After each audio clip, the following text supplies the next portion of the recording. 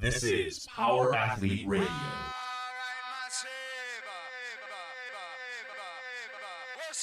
With your hosts, Denny K, Professor Booty, and the Luke Summers.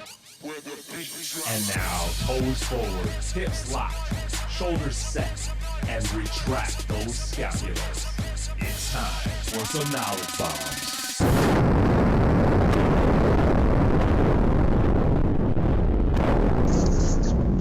Hello, Power Athlete Nation. This is Power Athlete Radio. You're supposed to do it as Denny. Oh, what's up, Power Athlete Nation? We got an awesome show for you.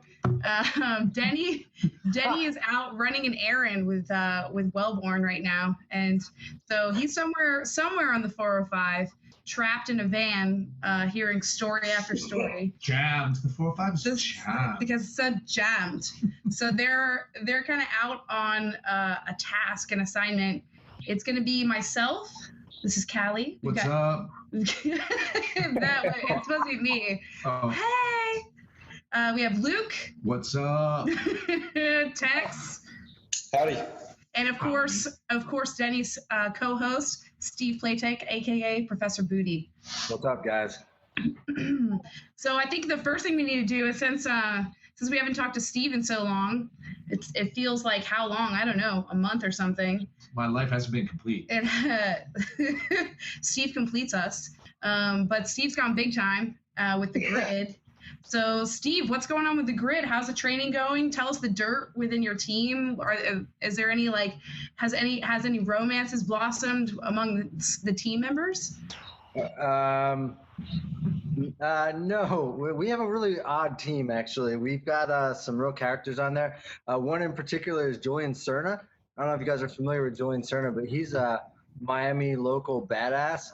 I think he's like a breakdancer / crossfitter / international man of mystery. And he's spicing it up. Their team seems really cool. They're going to put us up for training camp starts. I got to leave this weekend. It starts on Monday. And they're going to put us up in I think it's a 5-bedroom house on the beach. So Real world. Real world Miami. So it's going to be like a cross between training camp and real world, which I think could be bad. Are you going to have cameras in the house? So I saw that my coach posted something on Facebook about is anybody in the Miami area interested or capable of doing reality TV videography? Oh, my God. A little bit. This is the greatest thing I've ever heard. First off. This is our idea. Yeah, listen to this idea. Me, Callie, Ben, our significant others, as well as Chelsea and Sprague, all in one house in Southern California. It sounds terrible. It'd be great. Honestly, you'd have a great time. I want to kill myself. We invented that a year ago. Seen it. It's a pretty good idea, though.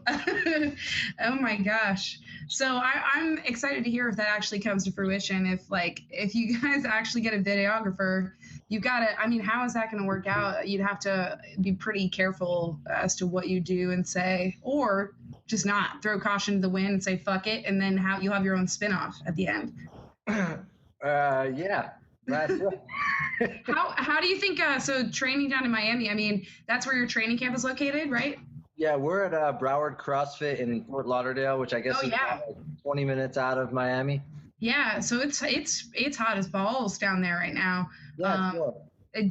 But you're from Georgia, so that's not really going to affect your training that much, you think? No, I mean, I'm used to the humidity, right? So that's about the only thing that will really affect it.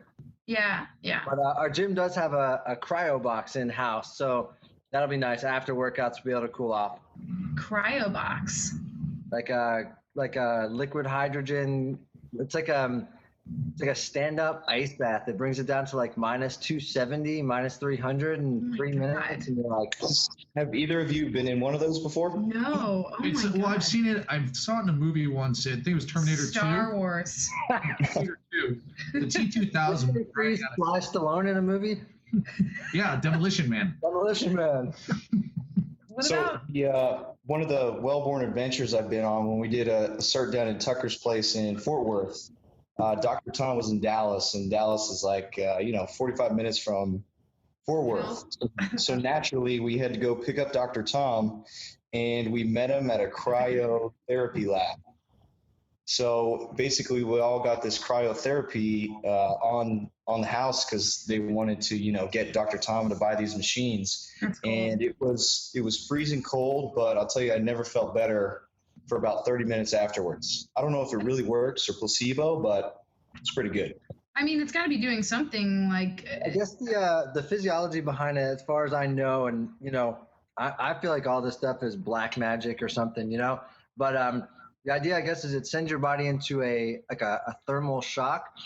So it draws all the blood into the core of your body to protect it, as if you were, say, like in the Arctic Circle. Mm-hmm. And then so it draws the blood into the core. And then once you step out into the real temperature, the body gives like that compensatory, oh shit, let's pump blood to all the extremities. And basically just flushing the system of any kind of toxins and that sort of thing. That's the sort of basic like kindergarten physiology that I understand. So it's like hyper blood flow afterwards. Right. It's just like, okay, gotcha. Interesting. That's the idea. Wow. I never knew that existed, but it just feels good in Miami because it's so fucking hot there. yeah, I'd probably be just in and out all day. Wow. Yeah. So what else is going on? How's everything else going with the team? You guys have competed now already. So tell us about some of your experiences with that. Yeah, so we've only competed in the exhibition matches at the draft, after the draft, and I think we have a strong team. I think we've got some. We don't have maybe the high-profile athletes necessarily. We have some pretty strong guys, though. I mean, one of the teammates, Marco Coppola, he snatches over 300. Mick Uranker just snatched 300, and they're also like good at other stuff too. Good. So.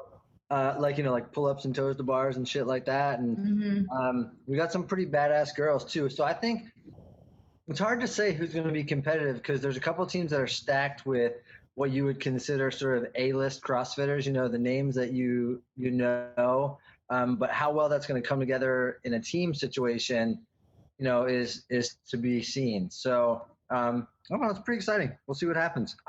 Training camp is an opportunity for me to try and go and be a starter. We have 2 40-plus male athletes, me being one of them.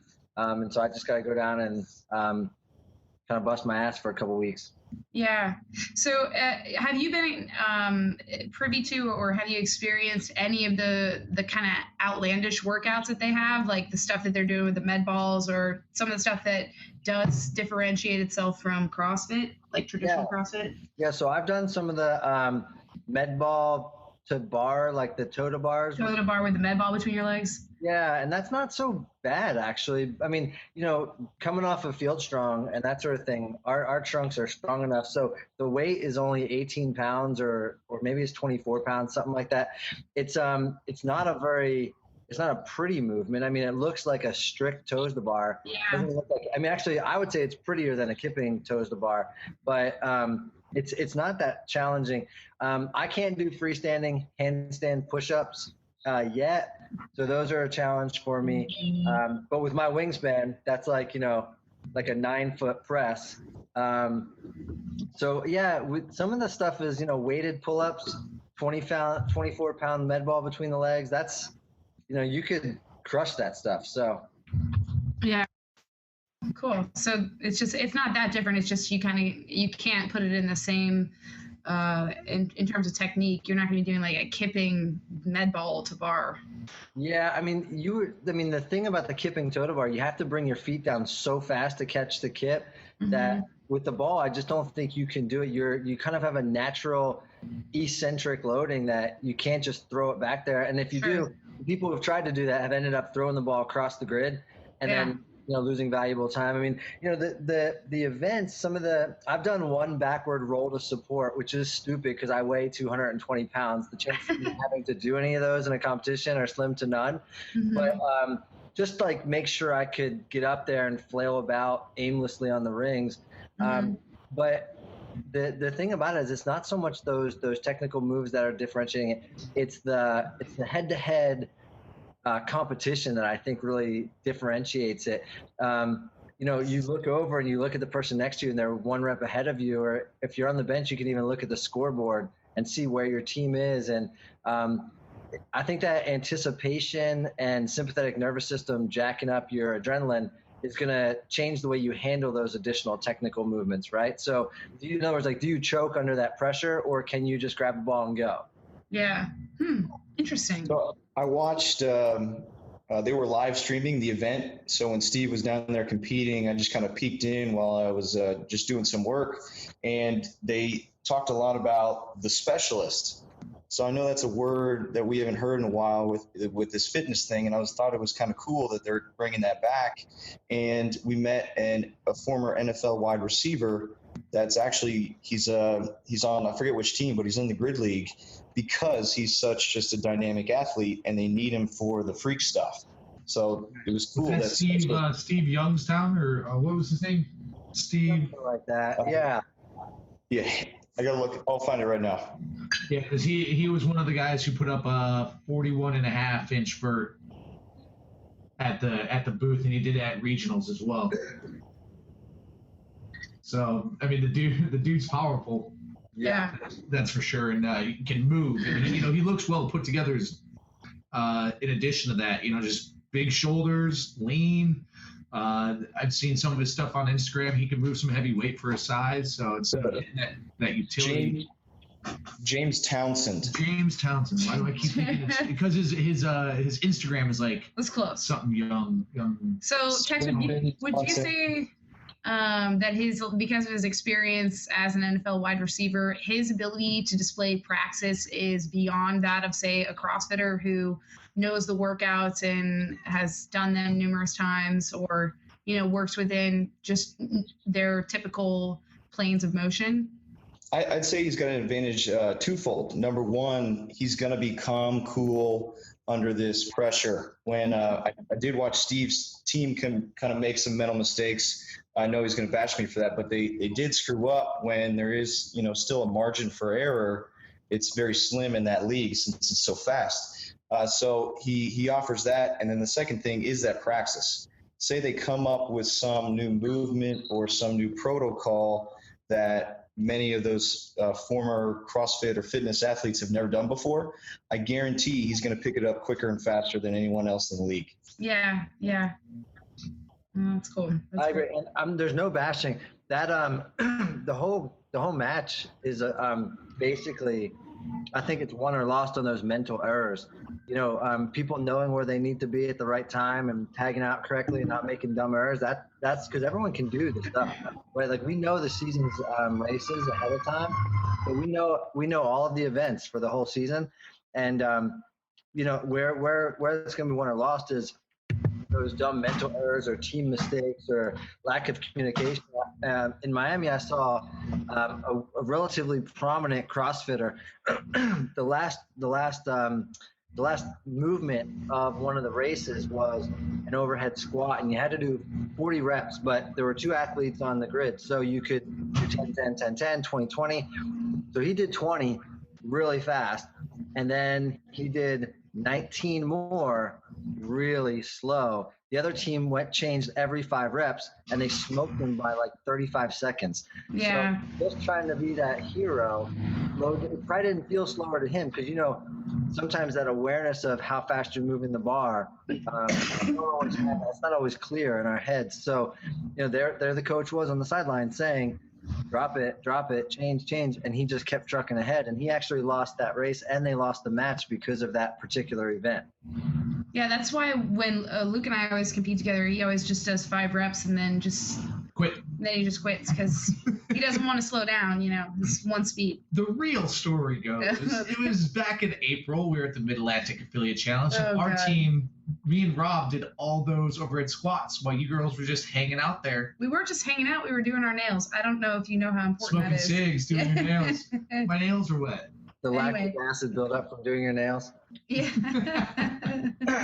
You've done it, obviously. Yeah, that's an interesting point. Yeah, I mean, being the hero or wanting to finish a set or something like that. Yeah, and like you said, it's kind of hard to see and feel how fast the reps are going, because regardless, like the intensity is high for you, and so you may feel like you're going fast, but and then ultimately, wouldn't you say that that's the coach's fault? Or like, Steve, is the coach involved in the subs and stuff? Yeah, so the coach can run up and down the sideline, I guess is what we would call it, from the start to the finish line. And I think, I'm not sure, it's a conflict between maybe the coaches. They were kind of trying out some new ideas down in Miami, and also getting the athletes to actually listen to the coaches, because I would say almost, most, if not all of these athletes have never had a coach at a CrossFit competition or fitness competition along the sidelines saying, do X, Y, or Z. It's here's the game plan, pace out your reps, like 10, come off the bar, 10, come off the bar, whatever it is. And here's a case where the coach is actively evaluating the fatigue level and the score. So, as an example, one of the events is a speed strength ladder. So you go through as many barbells as you can in 7 minutes. Every athlete participates, and the team that wins gets 2 points, and then there's 1 point up for grab for the team whose women lift the most weight. So if you have the most load moved and the strongest women, you get 3 points. The other team has 0 points. But if their women are stronger than you, then they get the 1 point and you get 2 points. So it could be a really defining race. And if you're at a point where your last athlete is a female, but you've got some guy on the grid who just wants to show that he can clean 380, you've already got those 2 points wrapped up. It'd be better to send him off the grid and get that girl an extra barbell, which might be the difference between a point or no point, and then that race and maybe the whole match. So, like, those are the kinds of things that the coaches really. I wouldn't want to be a coach, because you got to have eyes in like 12 different places, like any coach in any sport, I guess. Yeah. So I would put it. I would put it on both of them. So that coach needed to kind of send the message that, like, you are a very skilled athlete, but you're no longer on your own. So in many other CrossFit competitions, it's just you against the barbell or the clock. And this one is, we have a strategy involved. So you may have 10 reps left, but this guy has 10 reps, are going to be faster. So but the athlete, he needed to understand that, but pride and ego get in the way. So he may have been trying to, knock out all 30, but at the end of the day, this is a team game. So I would put it on the coach and the athlete. Maybe he didn't effectively communicate, or maybe the athlete he effectively communicated, or he did communicate, and the athlete just blew him off. Yeah, what's the dynamic, Steve, between the athletes and the coaches? I mean, is there the level of respect that you would expect from any other team setting, or are people pretty responsive? Are the athletes pretty responsive to the coaching? In like real time, like because we're so used to, like, kind of like Tex was saying, we're so used to doing one-on-one, whether it's competing in our box, competing at little throwdowns, stuff like that. But we not very many people have real-time coaching where there's money on the line and you're expecting there's a lot more on the line, and you've been drafted on this team under the law and the rules of this coach and his guidance. Right. So I'm gonna maybe like play this one a little bit safe here. I think the coaches are gonna have a challenge reining some athletes in, and I would say particularly those athletes whose only or major sport for the last few years has been CrossFit as an individual, or even as a team, or those athletes who have never played on a team sport, right? Or haven't maybe in a long time. It's hard for me to say on my team, because when you're in the thick of it, it's weird to think about, but I saw some teams where you could almost see the players on the grid trying to be the coach. You could see that the coach says A, they go out there and the athletes are like either verbally or non-verbally communicating and doing something other than what the coach said. And there were times where some of the other coaches got straight pissed. Like the coach from the DC Brawlers, I don't know. He seems like he's not the kind of guy who's going to take any shit. And I think what's going to happen is during training camp and during some of the early matches, if that happens and that loses matches, like you said, there's sponsorships and there's money on the line, and potentially these coaches' jobs on the line as well. So, I mean, I'm sure they're not making, big NFL or NCAA coach salaries, but they want to be doing it. So they're going to have to probably either rein some people in, or some people who expect to play might be benched. Because this is the kind of sport where I can see individual talent going a long way, but so like say super high talent going a long way, but maybe just like high talent and good teamwork going a lot further. Yeah, sure. For sure. Does that make sense? Absolutely. Reminds me of this flag football league I'm in. Oh my God. You guys don't even have a coach. Well, like Yes, you've taken on that role. No, I haven't. There's a guy who wants that role. I don't want that role. But any of those, even if it's like intramural or like any rec team where there is no true coach and there's just kind of a captain, false leadership and false profits always arise, and it's based off of what they think they can do better. And those people don't, depending on how good of a friend you are with those type of people, they either people just ignore whatever they say because they know, or B, they don't last on the team, regardless of how good their talent is. Well, it'll be interesting. I mean, like you said, Steve, the teams that have maybe less standout single athletes, like less of those higher name CrossFitter athletes who are doing well because they have a cohesiveness and a much better like team bond and a much better receptive attitude towards coaching. It'll be interesting to see them do well. And I think it will also, within like this inaugural year of the grid, I think it'll set a tone for like the years to come. So it's kind of like a make or break thing in my mind. Like if you see these athletes who are these standalones and kind of, I don't know, that if it doesn't feel like a team sport and you can pick that up, whether through watching live or on TV, I would be less inclined to watch it. Because if I just wanted to watch CrossFitters exercise, that's what the games are for, Right. But if it feels very team and it gives you goosebumps because these athletes are working together and the coaches know what they're doing and they can connect with their athletes, that to me sounds much, much more like what I want to watch. Yeah. And I think that's going to come out where you're going to have some people that you're going to say, well, I mean, like, people are going to say, who is this guy or who, but then works as a team and really pulls through and guts through. And like you said, it's going to make people tune in. Yeah, I don't know. I wouldn't want to coach his job. I think there's definitely going to be some personality and there's going to be some, pissing matches for people who either made regionals, didn't make the games, made the games but didn't win, or didn't make regionals or what have you, trying to show their stuff. And there are some strong people in this league, and there are some people that are strong and would be because throughout the various combines, I've gotten to work out with a lot of the people who have been drafted on various teams, because each level of the combine, you basically just get shuffled to a new team.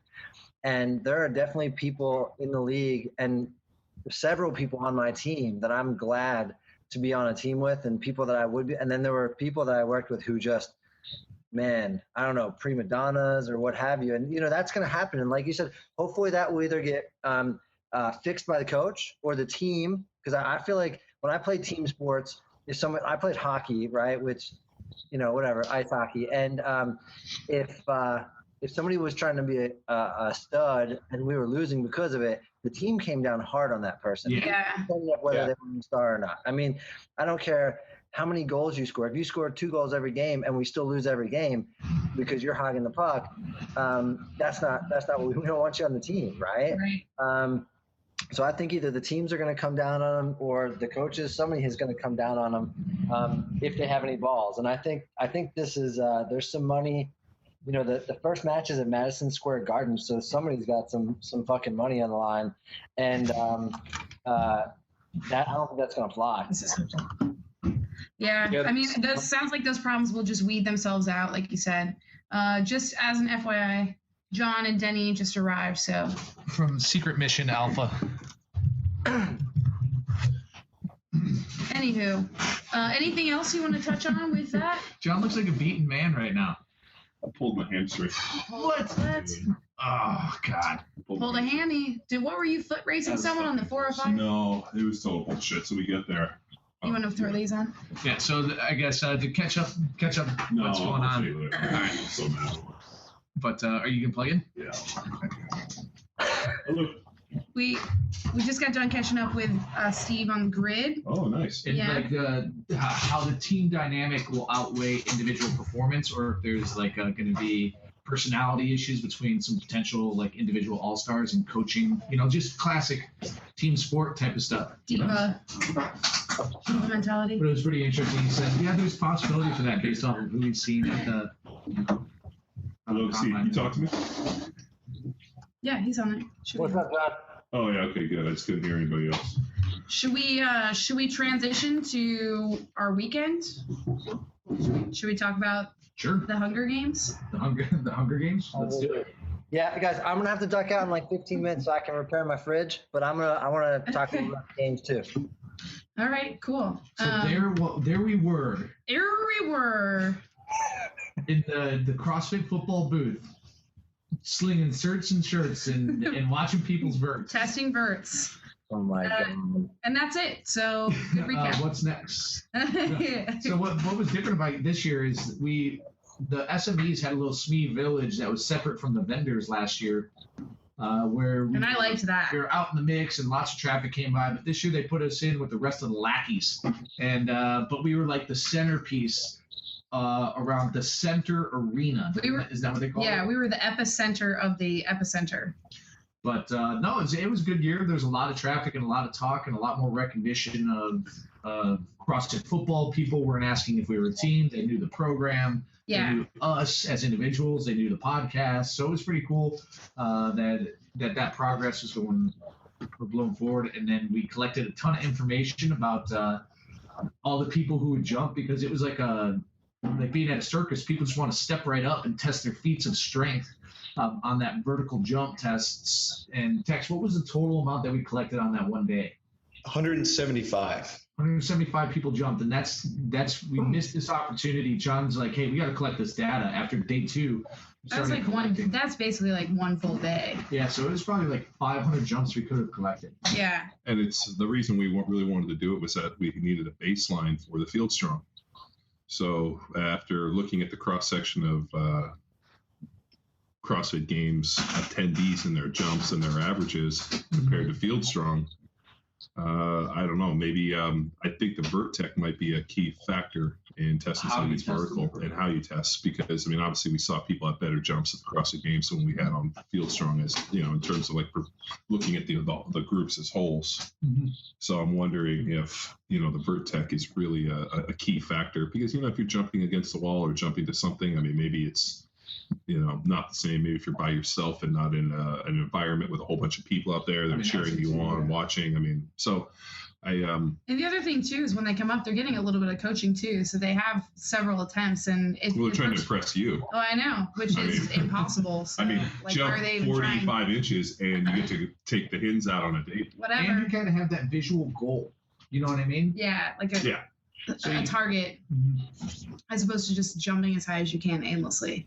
Well, and also I think people got to watch other people jump, so you get a better understanding of how to jump. I mean, people are we're visual monkeys in a lot of ways. We had. Do you guys have? Sorry to cut you off. Do you guys have like a I know you haven't crunched any numbers yet, but like an eyeball average? I'm always curious about what would be like a decent vert for the average kind of fitness junkie. And I guess Wasn't it 19?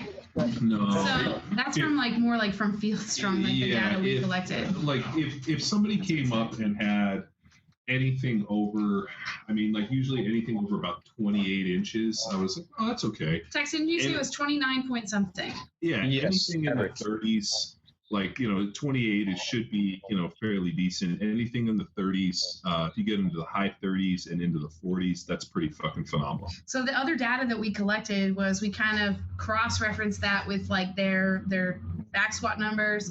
I think we got power clean, one of them as well. But those are reported. That like anecdotal. Yeah. Those are reported. But how many people, when you said, hey, what do you squat? They were like, 540? Or did they just go like, well, about? Yeah. It was well about. Yeah, most people. Of course. It's like when you talk to somebody, they're like, oh, I'm an Olympic lifter. And you go, what's your total? And they go, well, about, 300-pound clean. And you're like, first of all, you're using pounds, so you're not an Olympic lifter. Exactly. You would know exactly what your total was. I mean, if you were to ask an Olympic lifter, like, oh, what do you total? They'd be like, 325 kilos. Like, they know exactly what they totaled. Yeah, our field strongers reported average of 25 and a quarter. And our average for the games was just higher. So there's something to be said. I would imagine that could it be a 4-inch jumping on the vertec? Maybe. Yeah. Maybe watching other people jump, a little bit of encouragement, getting through jumps, how to get a little bit of coaching. I mean, it can be 4 jumps. Four. Well, but couldn't it also be the fact that the people on Field Strong are still training this, right? So a couple of the people are new to the program, whereas these guys might have been doing this for a long time. Pretty much, there's about a million different factors that we could play in here. But we've also, we asked, have you done this before? Some people said yes. Some people said no. I mean, I think it's a mixture of being in front of a crowd, having a target to go for, and then not having an obstacle near you. So, and there was a fair bit of heckling going on. No. So, I mean, that helps too. But it was cool. We had the guys over from Westside come over and test their vert, like a couple of them. What did AJ get? They both got around 30. So just around 30, right, Tex? Yep. So AJ Roberts. Yeah, which is what we'd expect. They're bigger guys. Yeah, that's a lot of weight to move. Yeah. It would be been cool to see some people from CrossFit weightlifting come over, like Kendrick Barris. That would have been sick. Bobby was hustling them to get over. I know. Yeah. I'll tell you, the most aesthetically pleasing jumps were the kids. We had a lot of like teenage 13, 10, 12, 11-year-olds just kind of just show up. They're courageous. They jumped, and then they were out jumping a lot of, experienced CrossFitters. Yeah. They hadn't learned any poor movement patterns. Yeah, I like to hear that. John was able to talk with Dr. Romanoff, who was at the games, about jumping, and what were his 4 or 5 criteria that he was talking about that were potential limiting factors in a jump? He said fear was a major factor. Confidence was another one. And then just having had enough opportunity to jump to be able to jump. Yeah. So the Russians, or from what he said, when doing the research, they established that there were 500 different mechanisms associated with allowing somebody to jump. There was a chemical, physical, and emotional that had to do with jumping. That if you believed that you were a good jumper, you could jump higher. That like confidence was a major factor. Understanding, timing. I mean, having enough opportunities to jump. I mean, it was pretty extensive. So he goes, it's very difficult to take somebody who's never done the test, never, really, done their jump, or somebody that doesn't really believe they're a good athlete. I mean, how many people did we run into that were like, oh, what'd you do? Nothing. I mean, this is really my first opportunity. I always think about that one crazy dude that we had at the regionals that was like, whoa, smash! And he just jumped straight up, and you were like, holy, like that guy's confidence in his ability to do everything. Oh, yeah. Is crazy. Mm-hmm. Like the power of he's also juiced out of his fucking mind. What's funny is like, Chelsea and Calorie running the Vertec in terms of confidence. So he gets Chelsea's number and then turns immediately to Callie. He's like, hey, can I have your number? Right in front of Chelsea, and they both gave him his number. Yeah. They both went out with him. Yeah. Same time. It was weird. Yeah. Well, one after another. Chelsea drove. Is this like a dating? Is this like a date? That's actually the vertical jump is how Callie and Chelsea select their future. So it's like a lecking. Mates. In biology, we call that lecking. When the female birds, they sit on the beach, and then the male birds dance around. Yes. Yeah. Well, that's exactly what it is. Because like my whole deal is that they should have a vertical jump test to decide whether or not you can reproduce. So if you have like an 18-inch vertical, they're like, sorry, you didn't get 42. Here's all of your women. Sea lions. Survival of the fittest. Yeah. Everything that you see here is yours. Imagine from a young age how like fathers would be teaching their sons to vertical jump on a vertec and be like, you know what? we're going to start working on this now, because when you're 18, if you jump in the 40s, you get a whole harem. If you're 18, you get nothing. So this whole thing this really is like an onion. There are a lot of layers to it, because like you were saying about what Dr. Romanov said, you know, if your vertical jump really is a way of kind of selection, I guess, if you exhibit confidence, that's also extremely attractive. So there's some overlap there. And not only can you jump high, but you're probably confident as well. It's pretty funny that you mentioned that, John, because everybody who comes up who's like, oh, I suck at this, I can't jump at all, they're fucking awful. But anybody who comes up and I'm like, hey, have you done this before? No. I can jump pretty high, or like, oh yeah, I did 10 years ago and my vert was 38 or whatever. I'll be like, I'll still heckle them publicly and be like, yeah, right, okay, 10 years ago, like whatever, you know, lots changed in 10 years. And I remember doing that specifically to a couple people, and they're like, yeah, well, whatever. They're like nonchalant. They get set up, and on their first jump, they just swipe all of the little tabs, right? And make me look like a giant asshole, which is totally fine. But they come in confident, and they jump with like such like nonchalance that they like hit every single tab. And I'm like, all right, well, I guess I'm wrong. But they, you know, like that's the attitude that they had coming into it, was that they knew that they had a good vertical jump. So some people wouldn't even do it. Yeah, That's where they would come up and they're like, no. They should Like, be come on, man. Yeah, well, fear. But I mean, outside of the jump test, we got to meet a bunch of people, a bunch of our loyal followers. I know that we hung out with Ben Taylor quite a bit. We did our CrossFit football experience, and a lot of the people that are in on the program. We met some guys from Canada who've been following the programming religiously for 4 years, and I mean, the guy has set national records up in Canada on his powerlifting stuff. Mm-hmm. I mean, we hear all these amazing stories, and it's just super cool to get a face to a name, and now like a face to a handle on the Power Athlete site. So that was also one of the best parts of going to the games. That's and just always getting to meet those people. Yeah, that's always the best part.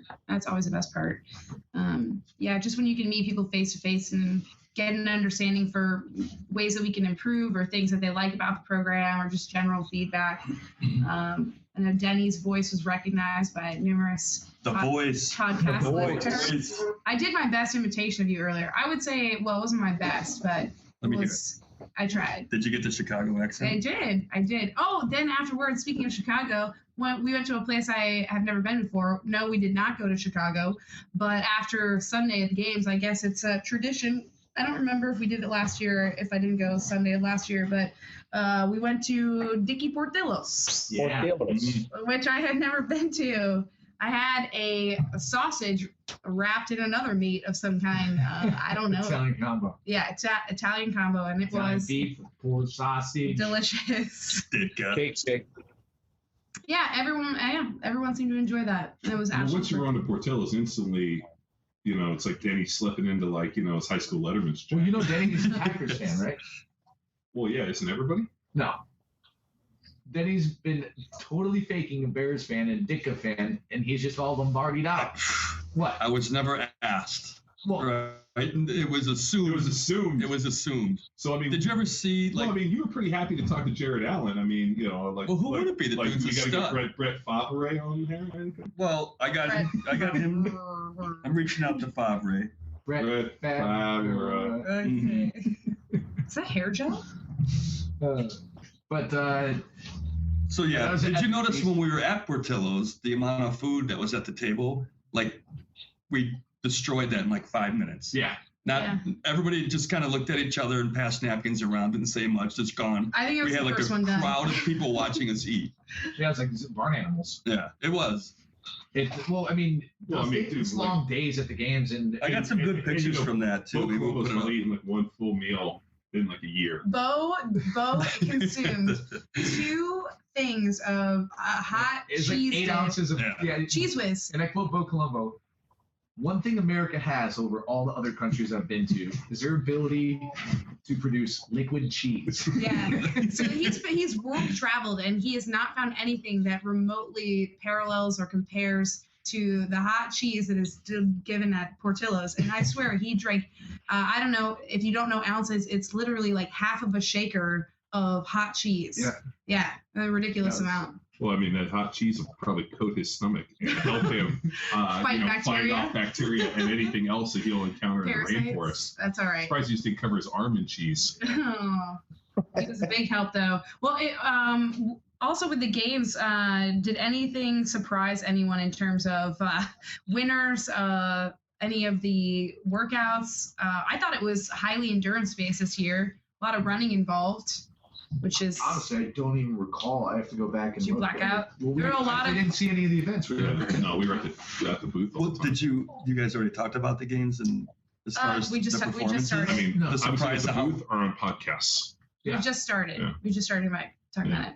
But so Fro, is he? I didn't hear. Is this a formal announcement that he's not competing again? Fro Bro is a team bro. Ryfro is what I call him. Well, I don't think now that the bro's got a baby, I don't know if he can put in as much training time. I mean, Well, I read, and also he's been sick. Like I heard the guy's been like pretty ill. Yeah. I mean, just from the mere fact that like when you train, 27 times a day, it's gonna fucking beat you down. I mean, the guy's probably like, how am I gonna be able to do this? That's what happened to Luke. He got sick. Train one day.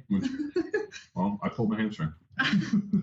Are we all making sad confessions? No, I'm really upset. No, I was all psyched up to go deadlift today. We were going to do some speed work, fucking jumping. I got all this fucking dynamic work I wanted to do, and I pulled my hamstring. You're fine. We kind of deadlifted. I mean, that was functional movement. What did we say? It's about 500-600 pounds? Yeah, up and down flight of stairs. Oh, God.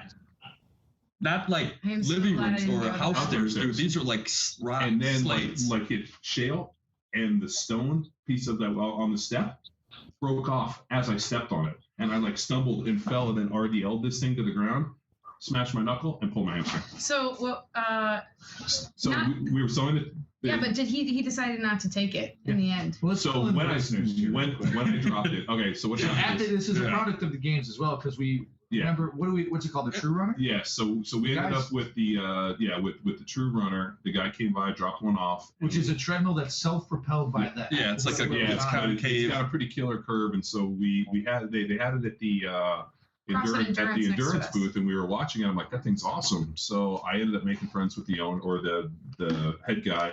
He came by, he did the whole demo and everything for Cali, and he left one with us.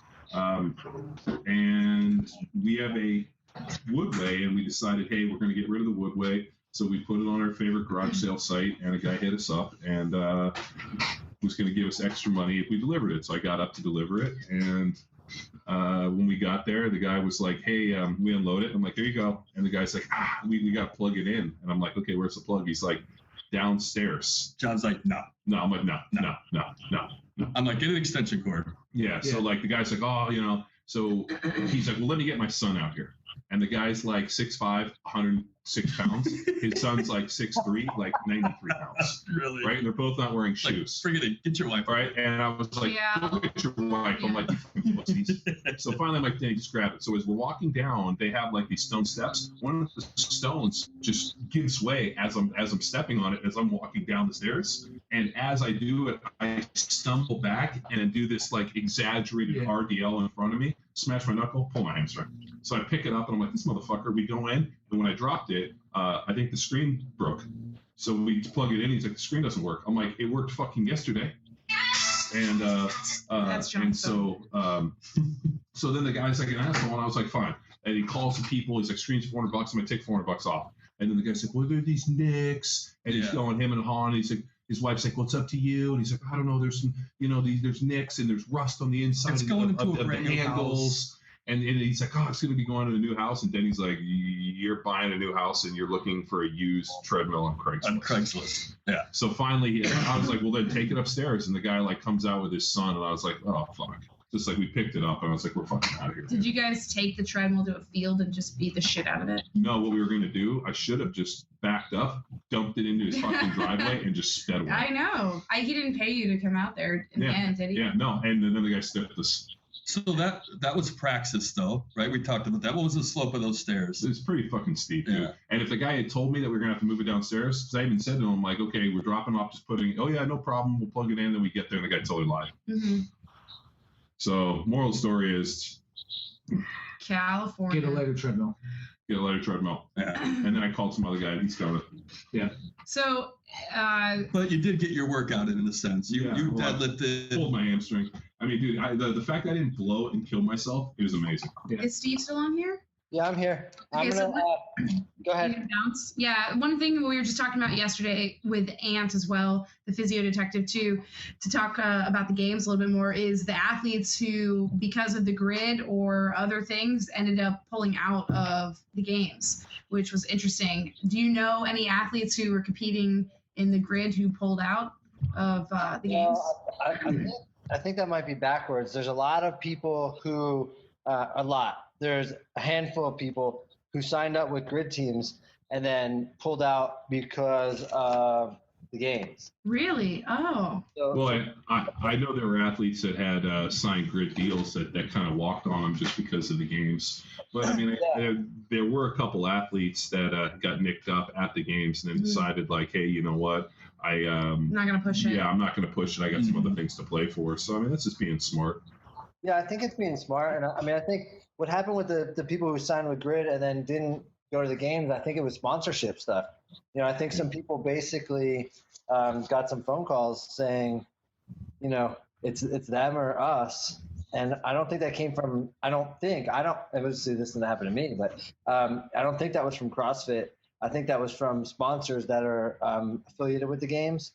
But, you know, That makes sense, dude. nobody on our team, you know, had that happen. I absolutely love that drama.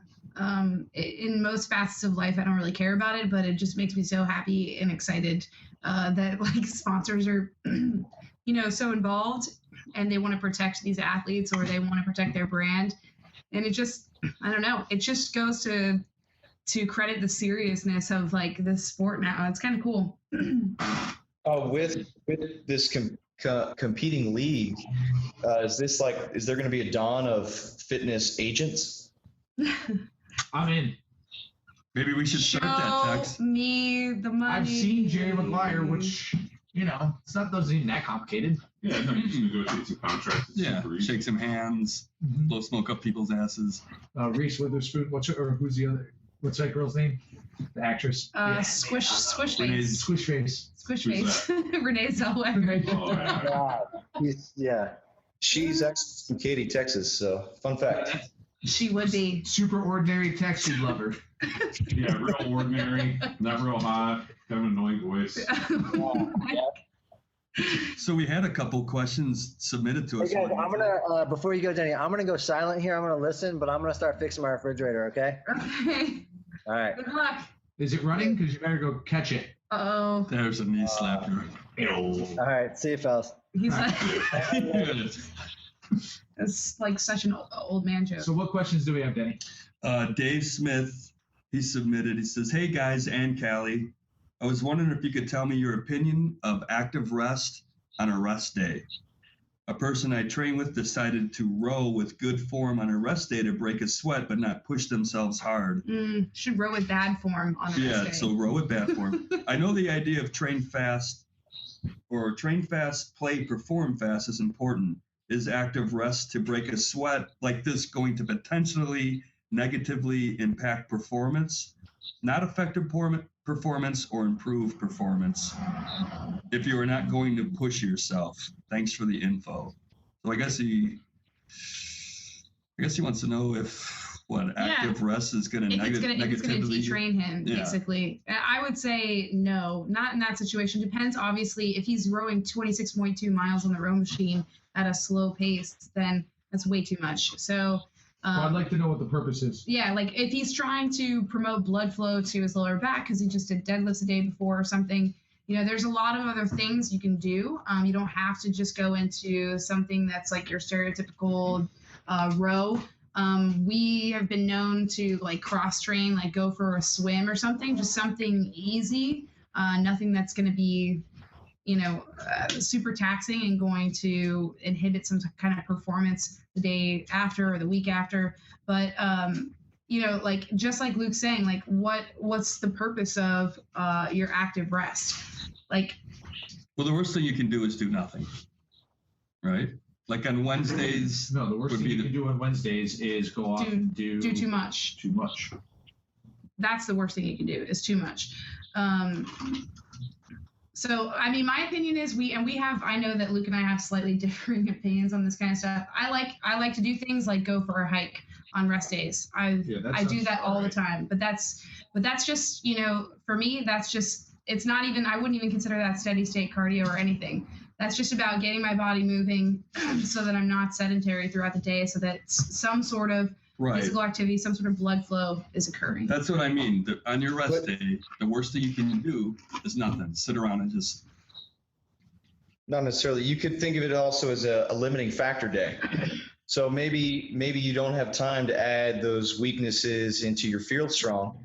So maybe you can attack your ankles, your feet, your hips, your shoulder, anything and everything that's bothering you.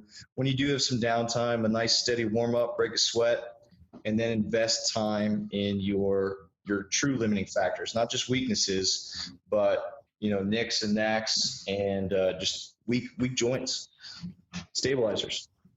Yeah, I think it depends on what your training looks like too. So if you're like ridiculously sore, let's say you just competed, you're like did a 2-day event or something, CrossFit type thing, and you are super duper sore.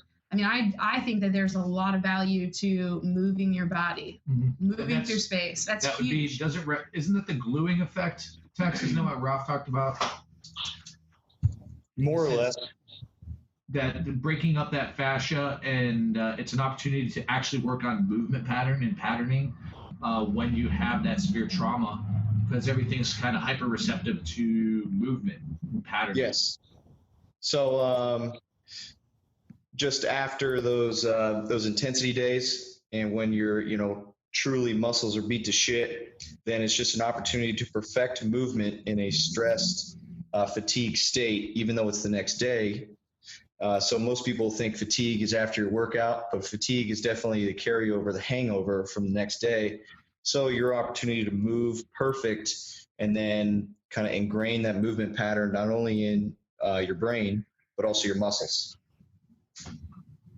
So it sounds like what that guy is saying is if like, let's say rowing form was a limiting factor, that could be a potential time where he's like talking about perfect form or something. But that seems like a stretch.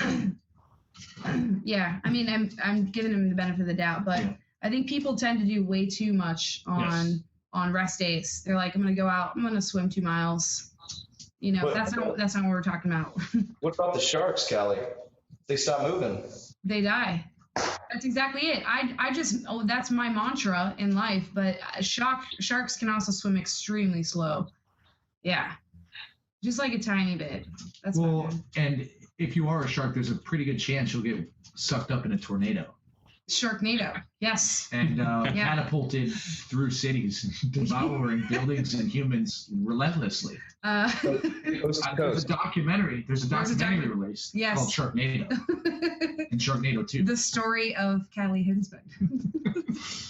Yeah.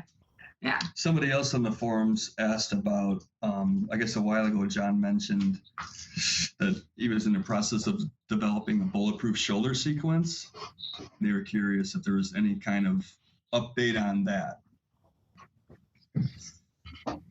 Whenever we have time to finish it, and more importantly, film it. I mean, it's really been our opportunity to film stuff. So, I mean, it's as things get filmed and we can put stuff out there, we'll put it out there. It's just we just haven't had time to film all that stuff. Like so many things in the works. So many irons in the fire. Mad irons.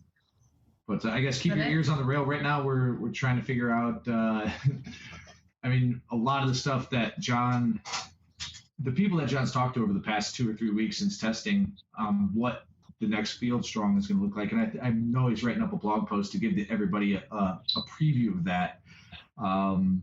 But it's just been the testing week was eye-opening for us. So we're trying to figure out what's the best approach to cover the largest cross-section of our athletes based off of their results. Yeah, we Yeah, I mean, the testing was interesting and it was both enlightening, as I wasn't really expecting the testing to go as it went. I mean, just a lot of the numbers were extremely inconsistent. Like, there's obviously, as we talked about, there's a lot of controls in the testing. There's a lot of controls in the program, as there's people doing the program that we know, that we've trained with, that are, one of the guys on there trained at our gym for a long time. He was a pretty high level collegiate receiver at Arizona, and does the program, and he's kind of my control in a lot of ways because I actually worked with him. I know where he comes from, I know what his history is, I know how he moves, and so a lot of the results were not necessarily typical of what I'd expect, and it forced me to have to do not only some soul searching, but to actually go out and do a research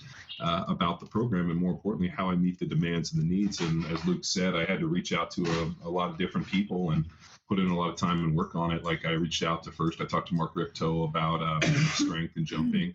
And then that obviously led to a conversation I had with Louis Simmons about jumping and how to increase vertical and box jumps and some dynamic stuff. And then Louis sent me his new book, and we went through that and started testing some stuff, and then had a great chance to talk to Dr. Romanoff as well about it. And then I had a conversation yesterday with Dr. Fred Hatfield about the same stuff and presented a lot of the information, got their feedback on how I necessarily drive the program. So Luke made a funny comment. He said, "You're the only guy I know that would put in this many hours and talk to this many, pillars in this deal to try to drive your program." And then people are like, "I don't have time to execute your program for $20 a month."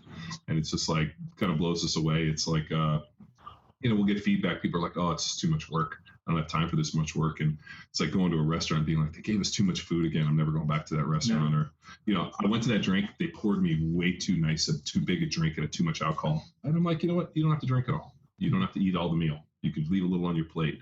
So I think when we hear that, I think it's a fucking cop out. I think people just, don't want to get better. It's just easier just to go with the status quo. I think the program is challenging, and it's not fucking easy. It's not just come on and let me get sweaty. I mean, we're really stressing movement. We're asking people to do some really unique things. And I think we're trying to create a program that not only challenges people, but forces adaptation and makes you better. And I don't always know if people are willing to do what it takes to get better. And, that's a sad realization, but it's just part of the deal, But I'm excited about this next cycle. I'll do a blog post about a little about what I learned, and we got some great conversations taped, and be able to really write some cool stuff. But the big part is we saw kind of a divergence in kind of two types of people, and we have that kind of faster twitch and that slow twitch athlete. So then, how do we design programming that meets the needs of both? Where if you're more on this side, do you get a little bit of what you need, and how does it kind of mix?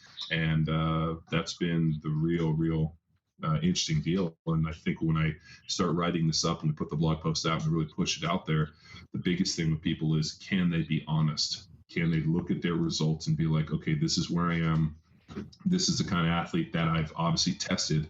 And I think you just have to be honest and be like, you know what, that's fine. Now I got to take a step back and I got to reassess, or I got to go in this direction because these are the limiting factors, or this is what's preventing me from getting better. And what would keep them from that is them wanting to lift heavier weights, right? They just want to be able to lift heavier weights. Yeah, I mean, the conversation we had with Dr. Fred Hatfield yesterday was, people can get to a certain point just doing what they're doing, but at some point, you have to go back and really, look at limiting factors in terms of speed, in terms of movement, in terms of technique.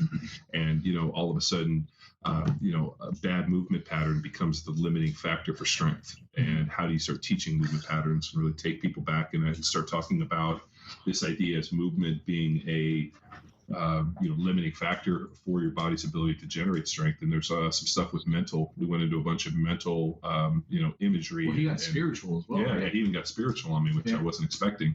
But this idea of, you have to be present in everything that you're doing, that there's no longer just like, hey, I'm going to go turn off my brain and go work out, that you have to be present in the moment. You have to be focused in everything you're doing, that merely just getting under and turning your brain off is no longer just an option. And it was something that he talked about a little bit with the CrossFit, that, the CrossFit athlete is so apt to just like turn their brain off and work, and that they're not present. And the part that he didn't really like is he saw a lot of athletes that just weren't engaged in what they were doing. They were just trying to just suffer their way through it. He didn't like that. The other one was would you say that's survival though? Like, because it's a different type of training, you know? So it's almost like, wouldn't you say that is like a survival thing that like somebody like a SEAL or something would undergo that type of training? Because if you're sitting there in the moment, what are the chances? Are they higher that you're going to quit if you're super present? He talked about a higher level of consciousness in everything you do.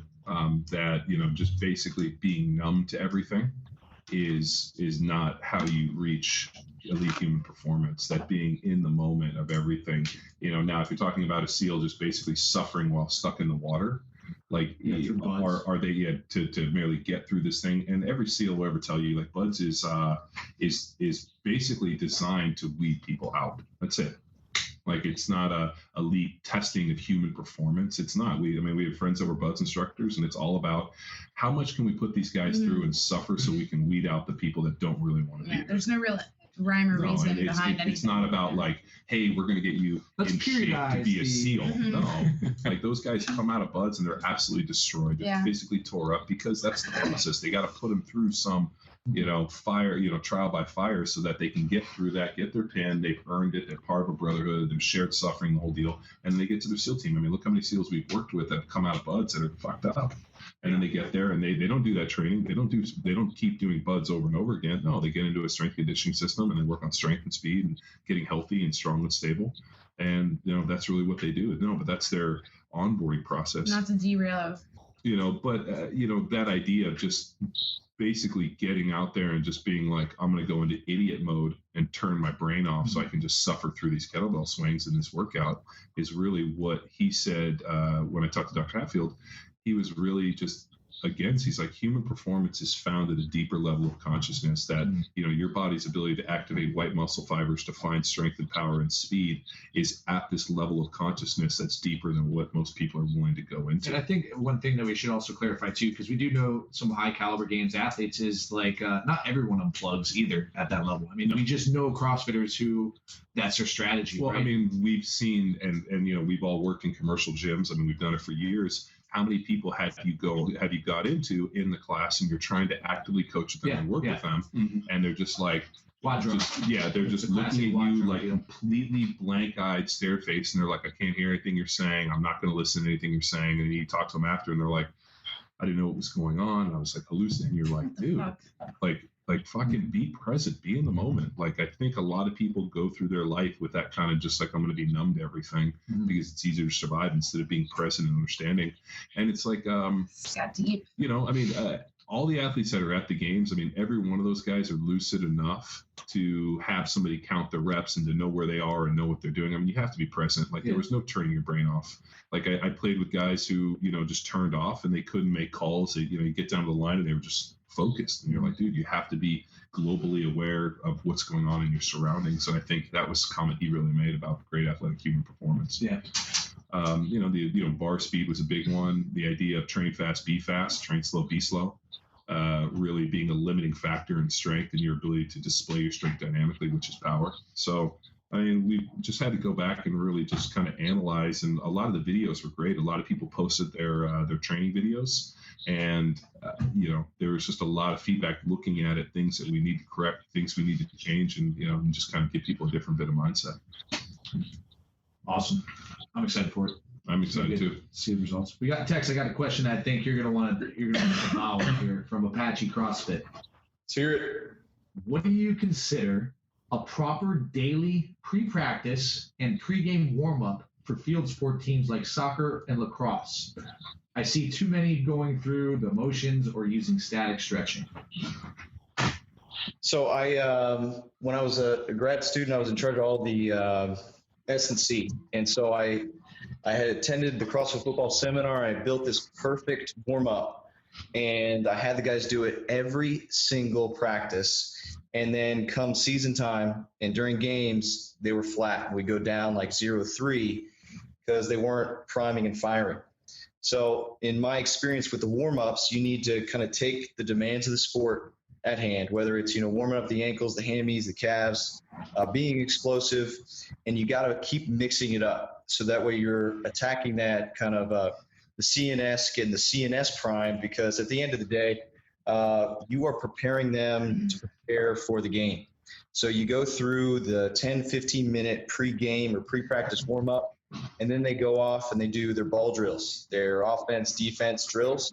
So if that 10 minutes that you got to really fire up their CNS as well as hit the ankles, the hips, the hammies, and you can get them game ready and just, excited to play and then get their muscles excited as well, that should be the focus. So I put it on YouTube. We even have that just long, slow, monotonous lacrosse warm-up I put together, and I use it as an example of what not to do. So in theory, it was great, but then the kids were just completely sick of it, and then they were just going through the motions, and by the time they had to play the game and they actually woke up, they're already down 3-0. I actually just had a conversation with Court Arthur about this and gave him some tips about implementing it. So, I mean, focus more on central nervous system come game day, and then they're going to get warmed up for soccer and lacrosse in their stick drills, their offensive drills, their play running. So if you can get them just firing on all cylinders, that should be the goal pregame. Pre-practice, you can probably invest more in attack and limiting factors, but still they should be firing on all cylinders. Mix it up, keep it interesting, and so the kids always stay engaged. Another thing too, yesterday I asked a very similar question. We had a videoed, interview with physio detective Anthony Lowe, and we had him luckily in our presence, and I kind of addressed a similar question, and he went a little more in depth into warm-ups and more in a general sense how static stretching and warming up too much can negatively impact performance. And I'm sure at some point Luke will make that publicly. Yeah, it's gonna come out today. Yeah, so Thursday. Today is Thursday. So it'll be yesterday. Okay. I'll do that yesterday. You're fired. No, so Luke's gonna make it public so that everyone can kind of see this video. We had a lot of good questions, mainly from myself. Mm-hmm. I'll ask a lot of questions. So if Apache CrossFit gets the chance, you should definitely watch this interview with Anthony, and he talks about preparing the body for performance and what's really needed in preparation for different types of movement. Obviously, longer workouts or longer duration type things, and depending on the movement pattern, really don't need that much of a warm-up. And he gives examples. And then obviously if we're doing like a 4-minute, just crazy, hard-hitting, a little bit more intense workout, that's going to require a slightly different dynamic in terms of warm-up. So I encourage him to look at that video when it comes out too. So I guess tactically, Tex, would you say can you think of just what would, like, for example, movements that we use in the programming? What would you include in a warm-up? If it's soccer or arm swing, if it's lacrosse, no. I love Jimmy Buffett's for lacrosse, basically, and then the skips to high knees, any rotation, so leg cradle lunge twist, kind of lateral flexion extension as well. I love the high knee to lunge, and then actively pull like the long foot back into a high knee. So there is no like secondary step in between. It's long lunge into high knee. And then lateral lunging, lateral shuffling, step catching even, and then progressing step catches, the shuffles. Just basically all we got. And I may just turn this into an article, kind of warm-up protocols. So, but you got to keep it interesting. You got to mix it up. Just identify the demands and then start from basic and progress the basic to more complex. It's simpler than the Apache CrossFit's making it out to be. Yeah. I'll put some protocols together. Yeah, they're just curious, and it's what we talked about at the Texas High School Coaches Association as well. It's like, just where are the low-hanging fruit? And I think, it's these guys probably realize, like, these guys aren't warming up right. They just look like they're flopping over, So, but that puts us at an hour. Was there anything else we wanted to jump on? Talk about? We hit all the questions that were submitted to us, and they talked about them. They asked in the forums. Okay. Cool. We recapped the games. Mm-hmm. Playtech. I'm excited to see Playtech compete for the Miami team. Yeah. I feel like I had a hand in it, seeing as I recommended Playtech to the Miami. Pat yourself on the back there. I'm just telling you that when Playtech, you'd be nothing without me. I emailed the guy who's the head guy for them, and I was like, you got to keep an eye on the Steve Playtech guy, and he's like, we will. And then he shot me an email last night. It was like, great guy, incredible athlete. We're really stoked to have him. Thanks for bringing him to our attention. Does this make you Steve's agent?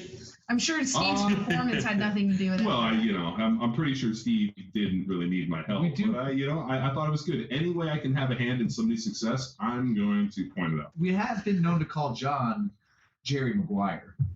Anybody looking for an agent, I do have some experience dealing with high-level teams. So, not like anybody else out there. I'm probably the only one.